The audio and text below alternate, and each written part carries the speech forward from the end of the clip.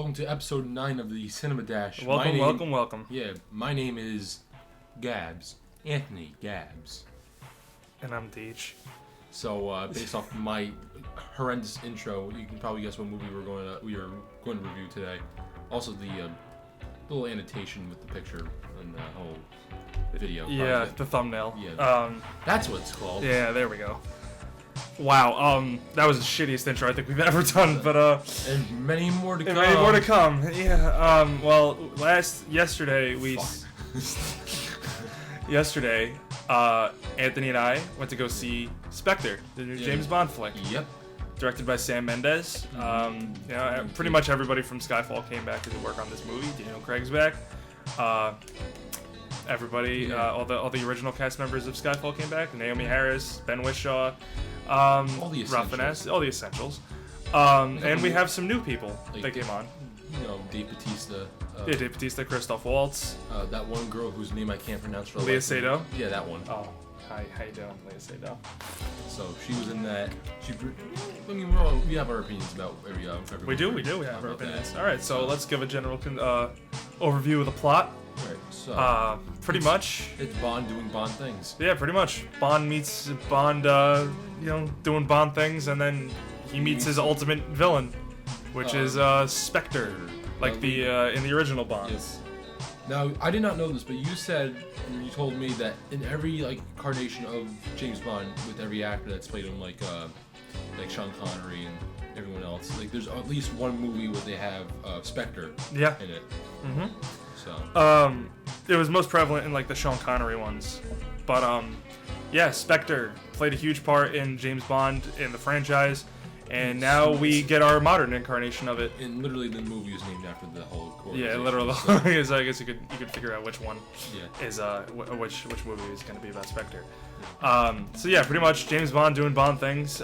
Meets his maker, Spectre, evil organization hell bent on controlling all. Hell bent on controlling all intelligence in the world at this point. And Bond's got to stop him, so he teams up with a bunch of people, and they kick ass. And we're not gonna spoil anything. Yeah, but these are all spoiler-free reviews. That they are, unless they're movies that have come out within the last couple of years. That is correct. Decades ago. That is correct. What do you think about it? All right. So going into this one, I kind of expected a lot because Skyfall is my personal favorite out of the Daniel Craig Bonds. And I think it is my favorite Bond, honestly. I'm a big fan of like the 60s and the 80s, but I mean like the 70s were good, but most of them were awful. But they really did the whole James Bond stereotype, they modeled the whole spy movie. Yeah, like James Bond, like the 70s James Bond movies had such a cultural impact that they have to be talked about. They're all cliches. Mm-hmm. Now. Yeah. Like the watch that can shoot lasers and shit like that. Like it's all just getting the girl. Like banging all the chicks for information, stuff like that. Evil professor. Yeah, the mustache twirling villain with the cat. Evil McEvil Steam. Yeah, exactly. But all bent on world domination. And that's basically what the whole thing is. Essentially, yeah. I try to do a little guy there. That's Dr. Evil McEvilstein. Dr. Evil McEvilstein. Yeah, I'm not gonna do voices, but that's the Jewish terror. I don't know. You don't have. It doesn't have to be Jewish with the last name. Evilstein. Oh, you want like fucking like Evilberg. Gold Evil.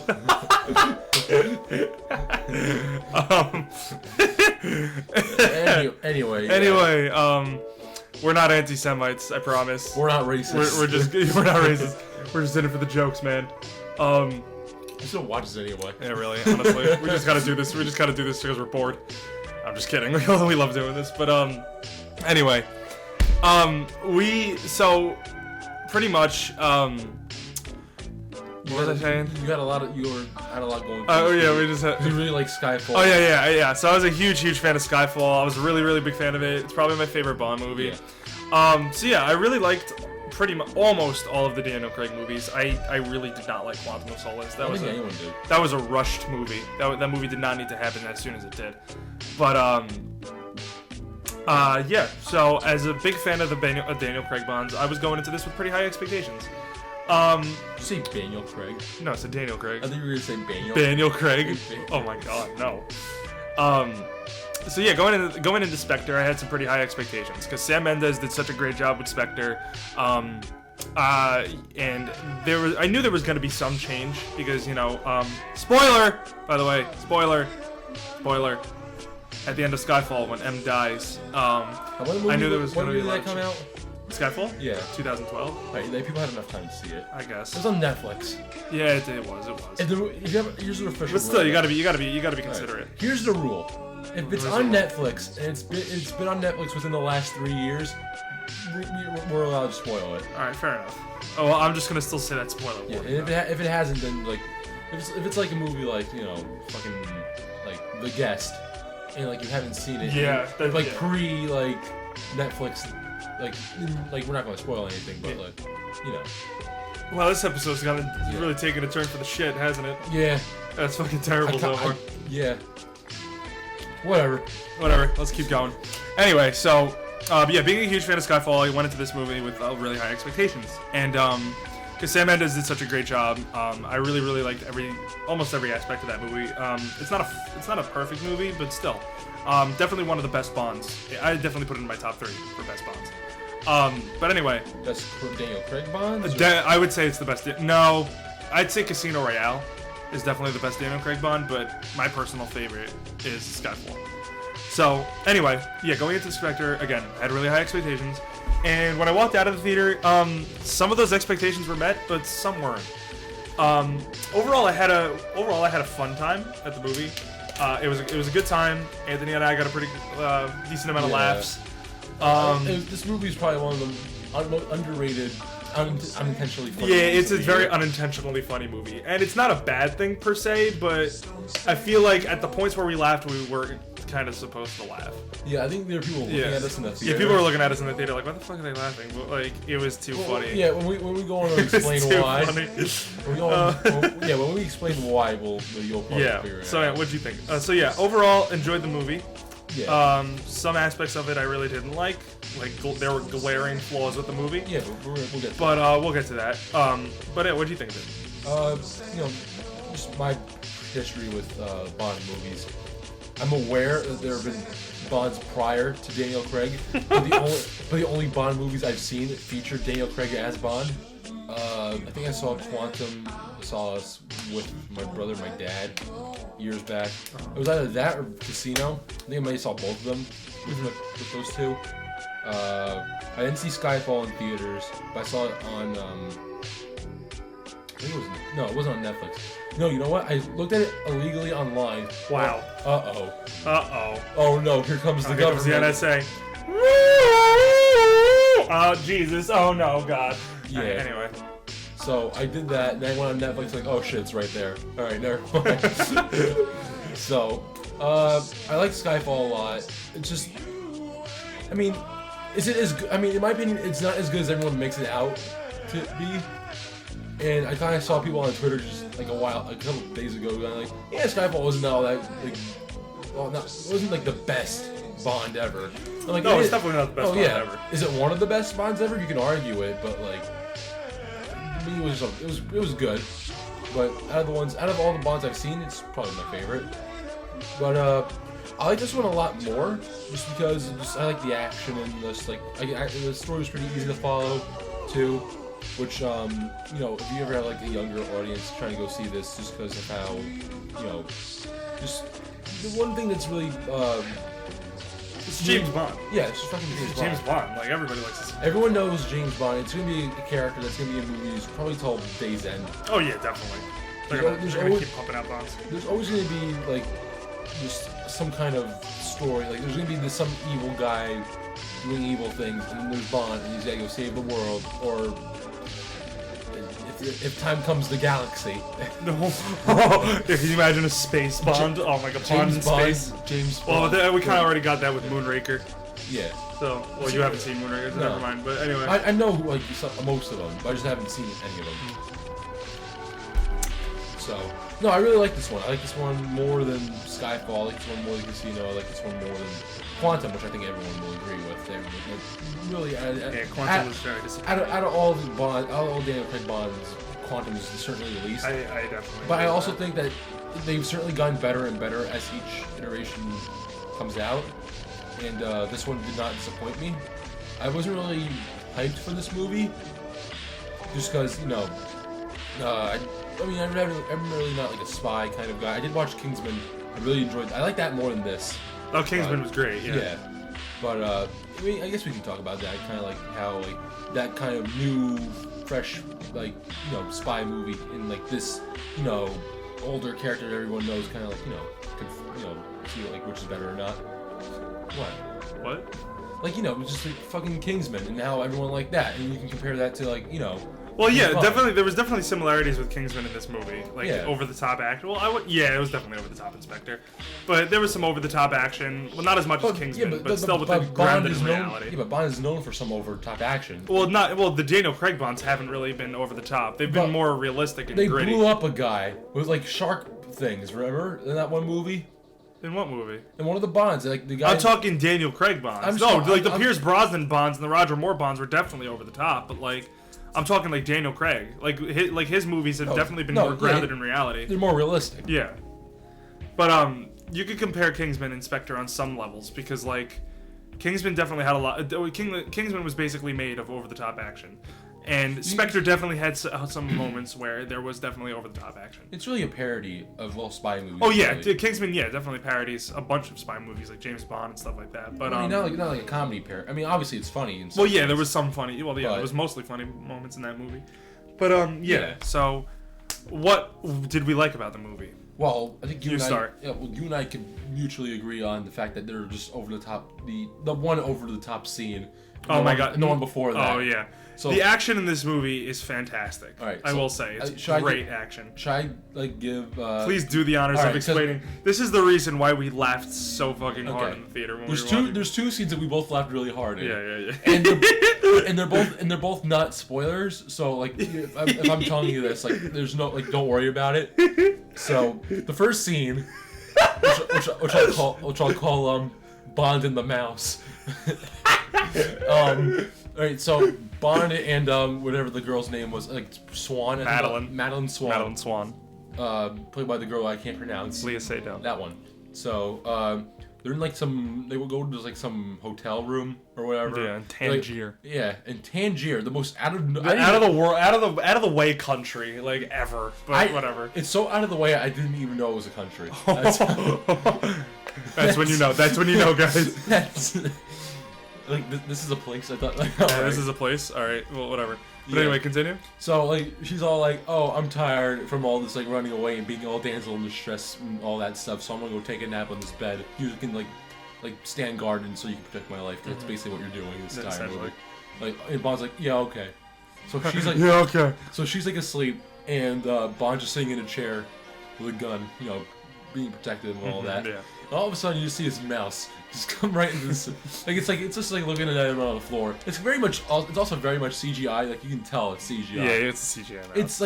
It's I'm gonna say it's bad CGI, just only because I know it was I knew it was just a fake mouse. Yeah. And this just Bond just picks up the gun, points it at the mouse. He's like, "Who do you work for?" And the mouse just kind of looks at Bond, just oh god. He's oh shit, he found me out. And then he just runs and scurries off into a mouse hole. Abort. Holy fuck, we gotta get the hell out of here. That's what it was. It was me and him. Oh my god, we were fucking dying. It was just so fucking funny. Oh my god. I know, but the part we laughed the hardest at was definitely the fight scene on the train. And then right before that, and before I mentioned that, he just punches a hole in the wall. Oh, there's a bigger room. And exactly. Fuck, they found the secret room. So, I mean, but the second one we'll call we'll call Batista fight. No, let's make it something funnier. Let's call it instead of paper towns, paper trains. Paper trains. Because that's essentially what this. That's essentially what the train is. They literally they're fight Dave Batista. Mr. Hanks is his name. Mr. Hanks and Bond are fighting on this train, and that's literally made out of paper. It's just it's the funniest They shit break through like I think I've ever seen in my entire life. it's the most unintentionally funny It's thing I've so seen in a goddamn movie. funny. He goes right, so so they're fighting throughout the train, like they're throwing each other through walls and shit like that on the train. Like, Mr. James, Batista punches a pole, and the like, pole the whole- like indents and flies off of like the thing that's holding it And together. it's like a whole bar and just He falls just down. punches the bar, and like the bar flies off. And it's just holding like a whole like all these lights on top of like an open bar and just like all falls down. Yeah. Oh my god. It's just literally everything in the It's train. not as funny when we describe it, but Yeah. I'll tell you if you see the movie, if you hear how we describe it and then go into this movie thinking of how we described it, it'll definitely be funny. it's so like I can't stress how funny this was. Which I don't know if it was good or bad, but I thought the scene like for what it was, the scene was very intense. Yeah. I have to say, like it was a very Yeah. well done, well choreographed were- fight scene. If we weren't laughing, it was definitely intense. Oh yeah, it was definitely. You could just see like the people in the row next to us, like on the edge of their seats, like looking like glued to the screen. And you just see us two fucking idiots just laughing our asses off in the middle of the thing. Like there's good laughing in a bad there's good laughing in a bad scene and there's good laughing in a good scene. Yeah. And yeah. This is Oh that. man, that was too funny. So But other than that, just what else did you like about the movie? Just everyone in it was pretty good. The only, I mean, like I can always mention this one thing that really ticked me off after we left the movie. After I dropped you off, there's like this one thing that I'm really mad about, but we can go on about. That's later. It's not like all the other rages I've been doing, but like it's just Oh, it's definitely probably not as intense, hopefully. Yeah. So. So yeah, some stuff I really liked about the movie was I really enjoyed the writing of the movie when it was okay. Because Christoph Waltz's character. Well, actually, Let's save all the bad things for the bad. I don't know. Like there was some points in the movie where the writing was pretty solid, but there was also some glaring flaws with the writing. But I liked all Christoph Waltz's scenes. Christoph Waltz was a pretty. I'll save that. I'll save that for later. He's pretty intense. I gotta say. I'll say. I think he's What I did like about the movie though was some scenes in which the writing, like some very back and forth witty dialogue going in between Bond and Ralph Fiennes, also Bond and Moneypenny. Really, Daniel Craig's character in this movie is really nice and refreshing in the writing department. Also, just one thing too. When there's intentionally funny scenes in the movie, like in the beginning when he falls on the couch, like that was funny. Yeah, that was pretty good. Yeah. He's like, oh fuck, all right. Speaking of which, the direction of this movie was very good as well. Action direction was very great. Sam Mendes for a guy who doesn't really do action movies. He just started going into action movies. He really does know how to direct an action sequence, and I really appreciate that because he's mostly known for like character-driven dramas and shit like that, like American Beauty or Away We Go or Road to Perdition. But in this movie, on this movie in Skyfall, he just went with full-blown action. Yeah, I know one of those movies you just mentioned. That's American Beauty. You don't know you got to see Road to Perdition. Fantastic movie. It has Tom Hanks in it. I'll put that on the list. You need to. Everything Tom Hanks is in is good. I mean, I won't doubt that, except for the one with wasn't he in a movie with like a gorilla or something? Oh no, with the dog, Turner and Hooch. It was a bad movie. Don't worry about it. But anyway, was that young Tom Hanks? Yeah, it was like young Tom Hanks. But anyway, Big's my favorite movie from him. So Big's fantastic. That's besides the point. But anyway, the one thing I really liked about the movie, it was the first, like, just the opening sequence, because it was like, I don't know how long it was, but it was all one shot. Oh yeah, the opening like really long take. Yeah, that was incredible. Like and I like this one part too. When he's like on the rooftop, just like pulling out the gun, and just, like, fixing it all up and shit. There's one there's one part of the screen where you can see where they all started from. Like, they just like walk down the street, they go into the building, they go up the elevator, into the room, out the window. Excuse me. And like you can see like from where how it was like the camera was positioned. You can see like he's walking on the roof and like right where they were standing in the beginning, like when they a very nice continuity. Also, continuity in the shots. That skeleton suit was also pretty cool. Oh yeah, that skeleton suit was sick. It's the Day of the Dead in the beginning of the movie. So everybody was and it takes place in Mexico City. Ooh, excuse me, in the beginning of the movie. Yeah, really. We're just coughing and burping and shit. But anyway. So it's the Day of the Dead in Mexico, and Bond is on a mission to assassinate what seems to be rogue assassin. And it opens up with a nice, I think it had to be more than 10 minutes. 10 minutes? Yeah, it had to be. You kidding me? See how big it was? How long it was? You see how long it was? It was a very nice, well-directed scene, and we were just looking at that scene in awe, and it was fantastic. Yeah. It was just really good. Like There was a lot of energy, just a lot of energy, a lot of nice direction. Where all the characters were going and stuff like that. It was just a very well thought out sequence. And I think I really appreciated it. I'm seeing a lot more of those one-take, really long. Yeah, it's starting shots to. The too. one-take shots are starting to really make a nice big appearance. Even in TV shows too, like in Daredevil and True Detective. Well, first off, the one in Daredevil was pretty cool. The one in Daredevil was sweet, yeah. Yeah, I don't think it was as good as people said, just because it's just. No, True Detectives was definitely much better. I did see the True Detective one. That's a lot better. That than was incredible. Only because they move. I only say that because in Daredevil it's just in a hallway, whereas in True Detective it was from one house to another, like to another side of the whole neighborhood essentially. Yeah. So I think it's all part of movement and how like they all move. Because if you don't really move in like a big spot, like in a big space, and it's just like yeah, it's not that impressive. Yeah, Sam Mendes really in this movie really knew how to utilize space. Yeah. In this movie, and it really worked for the better.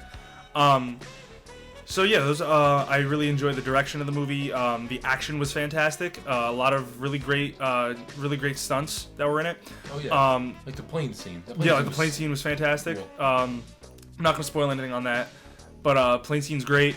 While we said the fight on the train was very comical, it was a very good fight scene. Very well choreographed. And another thing, the stunt choreography and the action choreography was utterly fantastic. One of the best in the Daniel Craig and the Bond franchise in itself. I had a really good time watching that. And what else did I like? The costume design was incredible. Daniel Craig looked great. Leah Seydoux looked great. The one thing about the whole costume aspect with Bond is, more often than not, you're gonna get like that one guy who's gonna be like, you know what, I'm gonna dress as Bond for Halloween. And it's gonna be Bond from this specific Bond movie. Like, I'll give an example. For prom, I went in the blue Skyfall suit. Yeah, the blue suit with the black lapel. Which also like 6 other people did too. But just me being cocky asshole, I think I looked the best in it. And I think my prom date would agree with me on that. So true. Not too. You're right. I would agree with you on that. Fuck off.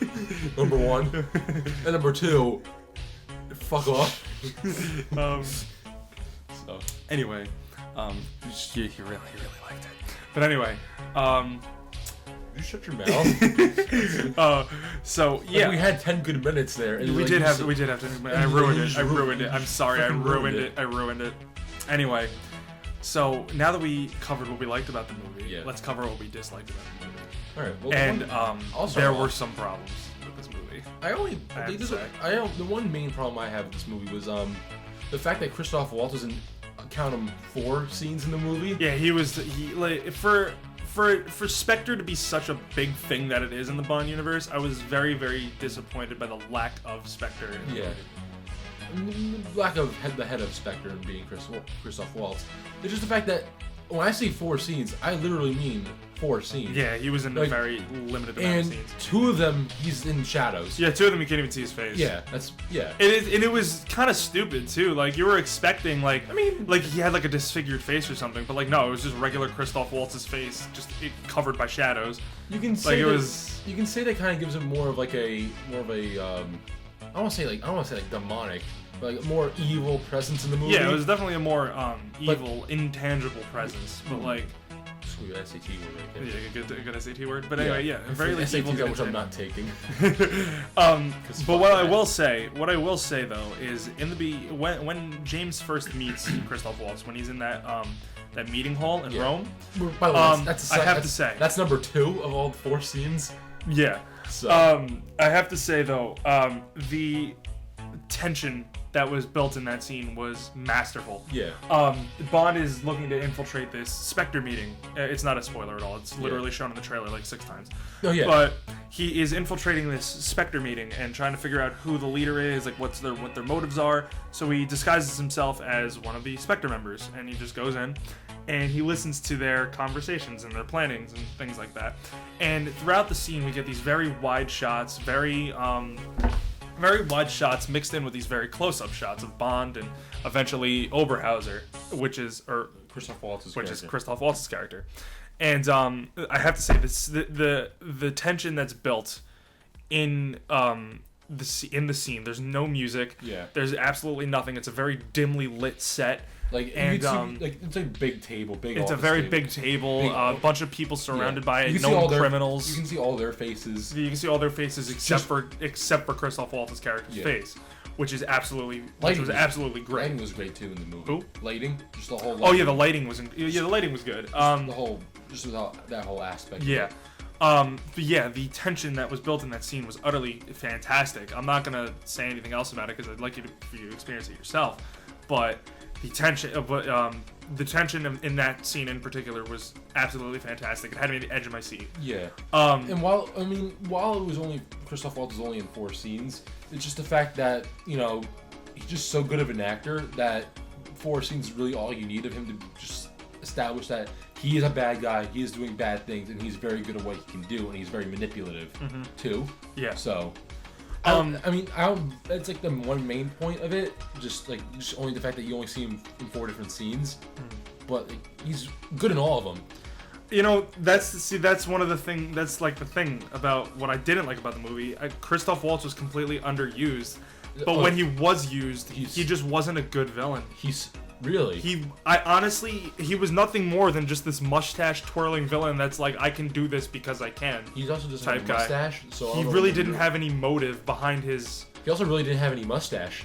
So when you said you're twirling a mustache, it's a metaphor, you idiot. But no, anyway, you're an idiot. You're the one that thinks you want the problem. All right, here we go. All right, anyway, we're not gonna talk about that night. No, I'm just kidding.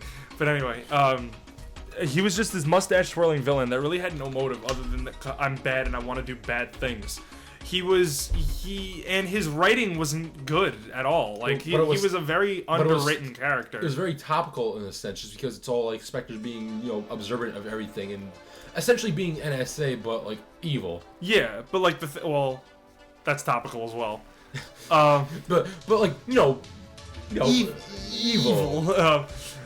Like truly evil. Like truly evil. Like there's the whole point of NSA is we're supposed to be spying on you because we want to keep everything safe. Spectre's all like, yeah, we want to spy on you just so we can do bad things. Yeah, it's pretty much. But that's what I mean by being purely evil. But the thing is, his character was completely underwritten, and they wanted to I could tell they wanted to make him this dastardly evil villain who really could take over the world, but this dirty Dan of a character. Yeah, dirty Dan of a character. But he just was so underwritten and so underused.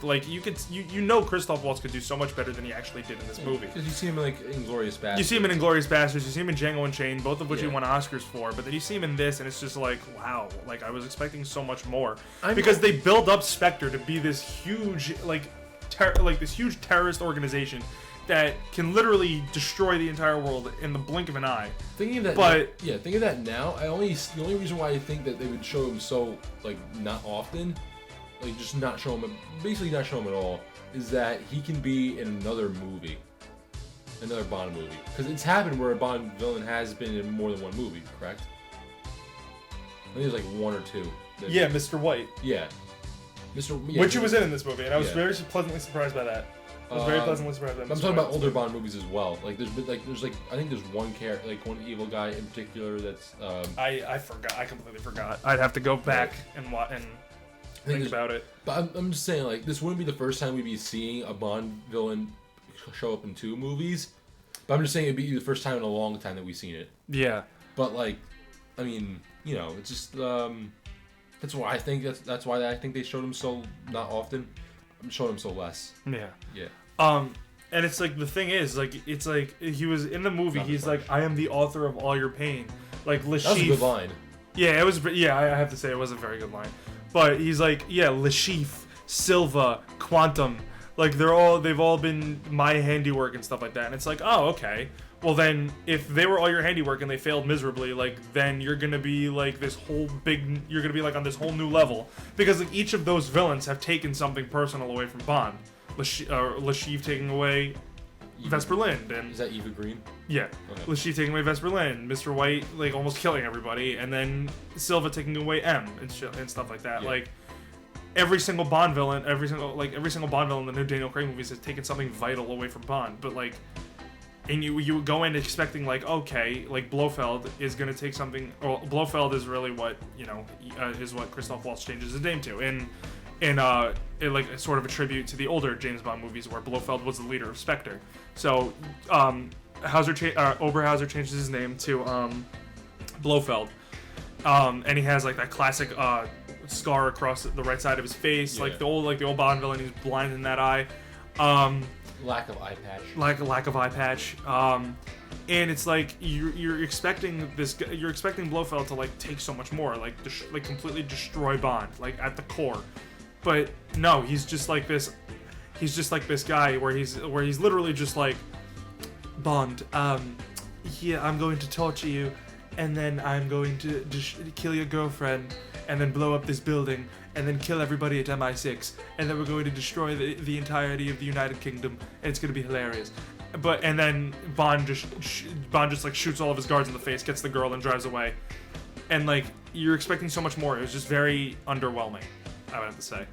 Wow. And that was mostly because of the writing too, with James Bond's character. Wow. Or I mean, with Blofeld's character. Talk about fucking trashing a movie. It's like me and Jurassic World and Mission Impossible. Oh god, mine was not as bad as your rant on Jurassic World. I know. Get the hell out of here. But I'm just talking like, that for me is coming pretty bad. Wow, man. Another thing I didn't really quite enjoy about this movie. That's just basically me without all the rage. Essentially. Another thing I didn't really quite enjoy about this movie was the cinematography. And I usually praise movies for their cinematography, but this one I didn't really dig. It was a shame because I really wanted Roger Deakins to come back on this because he's the best living cinematographer today. But I am pretty sure, he was obviously busy with other projects, probably Sicario or something like that. And Which we both saw. Yes, we did see.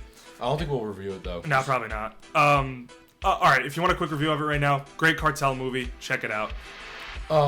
Underwhelming movie. I had high hopes, but didn't really live up to it. It was too long in some points of the movie, and the too short in better parts of the movie. 8 out of 10. 6 out of 10. There we go.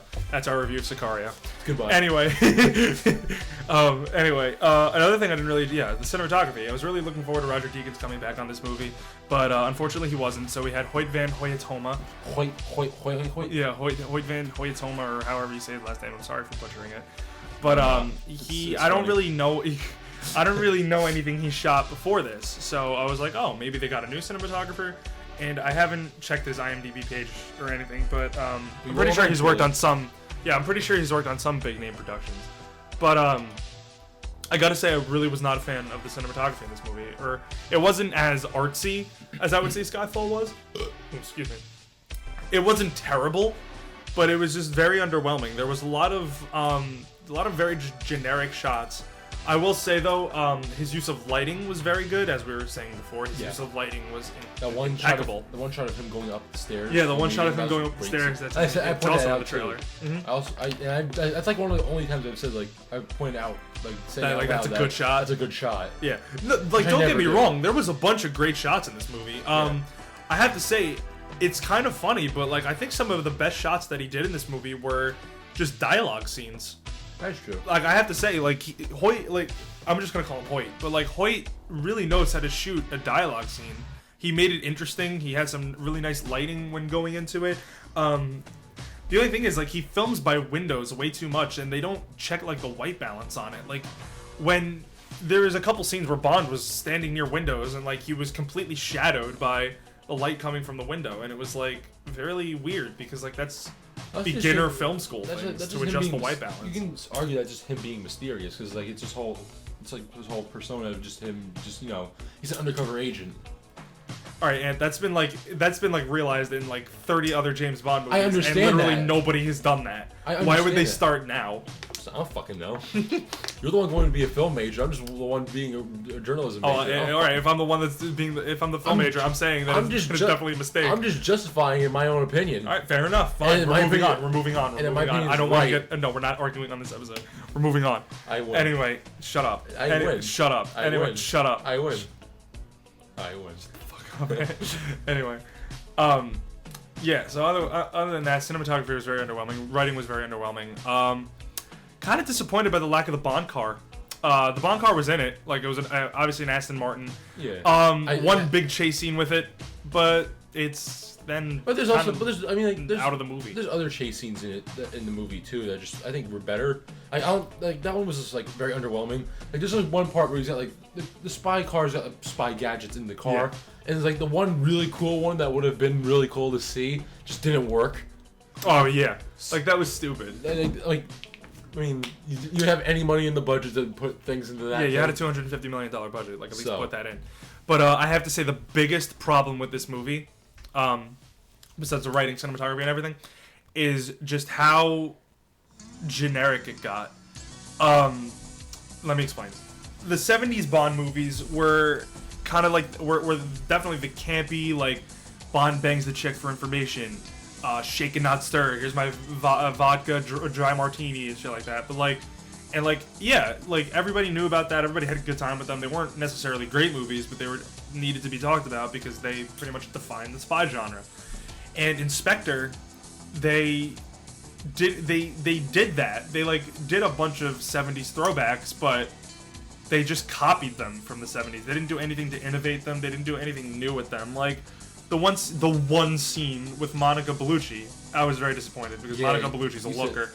Monica Bellucci is. How old is she? Well, like, she's like 50, and she's still rocking. Yeah, she's. I mean, like when you see the one scene with her on the bed, like after they're done doing what. And they it was did. stupid because like she literally the only reason she was there was to have sex with Bond. There was no depth to her character. There was no depth to her character. She was just a prop that Bond used to get information, and then she was out of the movie for the rest of the movie. And it was really disappointing because Monica Bellucci is actually a very talented actress, and I would like to see her. I would have liked to see her do more with the movie, but literally the only two scenes she's in, she's sad, and then she gets banged by Bond. I think she did enough. Get the hell out of my room. Anyway, so yeah, it was very disappointing to see that, and then. So that was one thing they did with the 70s Bond, but then another thing they did was after a big fight scene, the Bond girl and Bond shag. It's just it's completely out of place. That was also another part of the scene because it's like it was what do we do now? And I just whispered to DJ like bang like 5 and then literally they look at each other for like 5 seconds and then, like they just barge into their room and like they start fucking. Yeah, and it was stupid because like. I don't know. That's classic Bond. It is classic Bond, but the thing is, like, you have such serious Bonds with like Casino Royale and Skyfall, where like none of that like 70s throwback garbage ever happened. But like now they just like now with like what's supposed to be the biggest, most like crushing Bond of like the Daniel Craig saga, that happens in the movie. It just completely takes the whole serious factor out of the movie. Like how I mentioned before, this was supposed to be like the seminal Daniel Craig movie. Like the movie. Isn't the last one too? Yeah, I think he has one more left. But this was supposed to be like the seminal Daniel Craig movie, like where he meets his maker. Like this is the end game for Bond. Like this is it. And then that happens, and the Monica Bellucci scene happens, and the shake and not stirred scene happens. All that stuff just really just takes it out of the movie. It just doesn't belong there. It doesn't work. Like if you're putting together a puzzle piece, those pieces don't fit together. That's just what I have to say about it. What didn't you like about the movie? Wow. Just, I mentioned the whole thing with like, Christoph Waltz not being in the movie a lot. Like it counted 4 times only.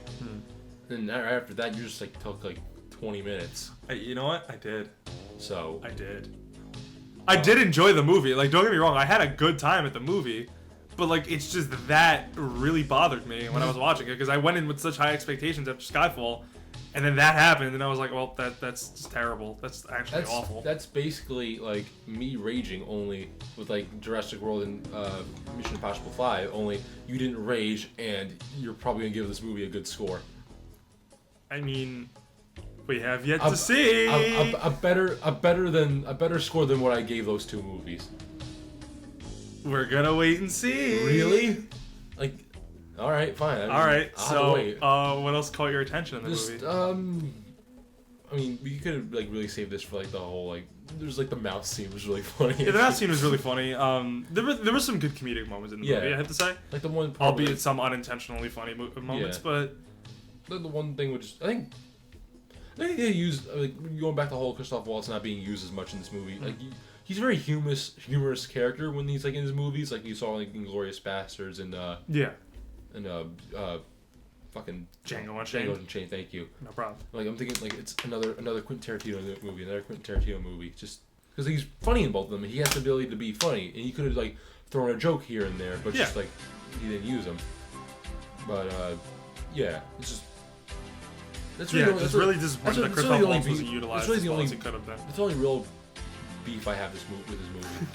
Only real beef. She'll throw down in the schoolyard. You fucking hamburger beef. You damn meat. Alright, anyway. But what I did like about this movie is that Q was in it a lot more than the previous movies. I always really liked Q as a character. Q was like a really what's this guy's name? Ray Fiennes? Is that no? Q was Ben Whishaw. Ray Fiennes was M. Okay. And I was also really happy we got to see more of Ray Fiennes. Yes. Ray Fiennes is a fantastic actor, and I was really happy to see more of him. Yeah. He was he was a really well-written character in this movie. I was really surprised at how well-written he was in this movie, and he was funny. He was smart. He was very convincing when he was acting, and I was really a big fan of Q in this movie too. He was also very funny and very smart. We're also not mentioning the other elephant in the room being the one thing that's in every single Bond movie that changes over and over again. What? The Bond song. Right. Yeah. Bond song. We totally like glanced over that. We did yeah, we did. And now we're just gonna. I think it's the first time we're ever gonna be talking about music really on the. Here. Well, yeah, you're right actually. Well, I did really enjoy the score. Thomas Newman's score was really, really good. But I'm talking about like the one that people always talk about. All right. Here's the thing. I do enjoy Sam Smith. I think he's a very talented singer. He's a very talented artist. Okay, you give your opinion of the song first, and I'll give mine. Okay. Well, first off, I'm just gonna give my opinion on the score in general. Yeah. Thomas Newman had a great score. Very, very classic Bond-esque. Especially when the main theme starts kicking in at the end of the movie, had a very very nostalgic, very great score. Yeah, very great. Thank you. I didn't know what it sounded like. Thank you. Take that to the Oscars and smoke it. And smoke it. Anyway, I just had very nostalgic score. Especially I really liked how the score changed. How when they went to like a different country, the score adapted to the country that they were in. The culture. A lot of movies do that, but I just really liked how Thomas Newman really brought all the instruments together and really created a nice cohesive score with that. The one thing that caught me with that was the whole the whole beginning part of the sequence, which was the whole movie, which was the Mexico City inspired music. I thought that was very good. Yeah, it was a lot of very very solid tracks throughout the movie. Now onto the Sam Smith song. All right, Sam Smith is. I think he's a fantastic singer, very very talented, albeit a bit overrated, a bit overpraised, but other than that, I think he's a very very good singer. The opening credit sequence, where it usually shows off all that psychedelic stuff, I thought was handled very well. We also made a joke in the movie during that sequence too. Yeah, with all the octopuses, we were just like, I didn't pay $11. I didn't pay $11 to see hentai. Yeah, I didn't pay $11 to see hentai. But anyway, I did really enjoy the opening credit sequence. A lot of blacks on yellows. Blacks on yellows. Yeah, that was like the main color scheme, black and yellow. Well, I didn't see any. I don't remember there being any yellow. Orange, like orange, I guess. Orange, yellow. If you were to mix orange and yellow, it'd be like that. I'm like totally serious right now. I don't remember any like scenes of orange and yellow in the movie or in the opening sequence. Dude, that was literally the color scheme. I always thought I was only like there's like certain parts like. Or are you paying attention to all the naked women that were on them? First off, there's no naked women. Like it's like dude, there was like silhouettes of naked women. That doesn't count for shit. Oh, that counts. No, I'm just kidding.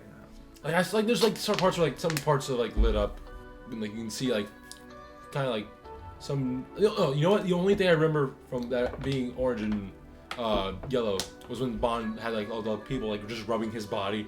A very sensual scene. But then it mostly developed into black. Yeah. Because it was just a bunch of silhouettes. Yeah, it was just a bunch of silhouettes. Yeah. But that's the only scene I remember there being black, the orange, and yellow. Yeah. But anyway, yeah, again, I did really enjoy the credits, the opening credits. I have to say I liked it a lot better than Skyfall's. I have to say.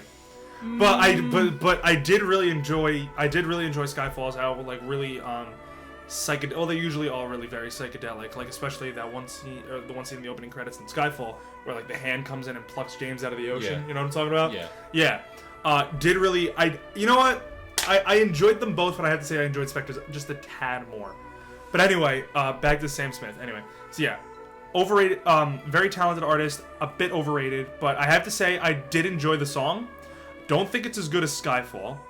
But I did enjoy the song. Although I see some people calling it a bunch of like generic melancholy stuff. But you have to admit, you have to think though that like I was reading the interview with Sam Smith that he did about the song, and he was just like, yeah, they literally threw the script at me and said, write a song about this. Like there was no time to like really develop a cohesive Bond song with like themes, like overarching themes going around everywhere. He literally got handed the script and said like, dude, write a song about this script. And he was just like, all right, whatever. And then he did it, and I think the finished product was a pretty solid Bond song. Did he have help with making this song too? I think he wrote it by himself. Really? I think he did it by himself, which I was also very proud of, or impressed by. I could have swore he had help, like he had like some kind of assistance with making the music, but oh yeah, definitely with making the music. But lyrics I think was all handled by him, which I was very impressed by. So what did you think of it? My opinion on Sam Smith is going off. I think he is talented. I agree with that. I think he's more suited with being a featured artist on songs. Like I like him more with Disclosure. You know, with songs like Latch and the other one, I think it's like Omen. Is that the other one? I don't remember. I don't really listen to Disclosure. Yeah. So. But I like him more with in that sort of light than rather him just being like a solo artist. You know, with Lay Me Down or what's the other? Stay With Me. Stay With right? Me. It's a fucking big one. Yeah. I like the whole like him being featured in other stuff more than this normal stuff, but I don't think it was as good as I like Skyfall more. I did as well, yeah. It's not. I can see like how people would like this more than Skyfall. I like the other one. Adele better. I think hers is just better. I completely agree with that. I think her voice suited it all just better. This whole She won an Oscar for the song, right? She did, yes. Yeah. I think her voice kind of like with the music kind of went better than his did with the music, because when you hear Sam Smith, you kind of hear like the whole like high pitched, like he has a very high. Yeah, he always goes into falsetto. Yeah, he goes like he has a very high pitched voice whenever he's singing certain parts of the song. Mm-hmm. At some points, I think he used it too much, which kind of sounds annoying. So, and with Adele, it just it's just her natural voice. It's very good. I would argue it's perfect. Oh no, it's a fantastic Bond song. Definitely one of the I'd say top 5 best Bond songs. I completely agree with that.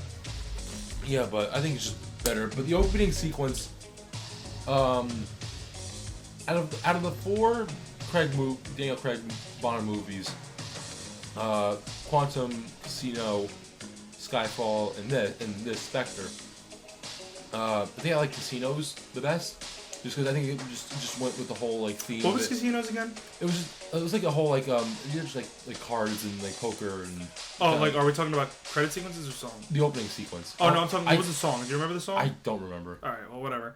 But anyway, I did really enjoy Casino Royale. Just that opening, just the opening like sequence going along with the music, I liked a lot better than I think it goes Casino, Skyfall, Spectre. I don't remember Quantums just because I haven't seen it. Nobody remembers Quantums.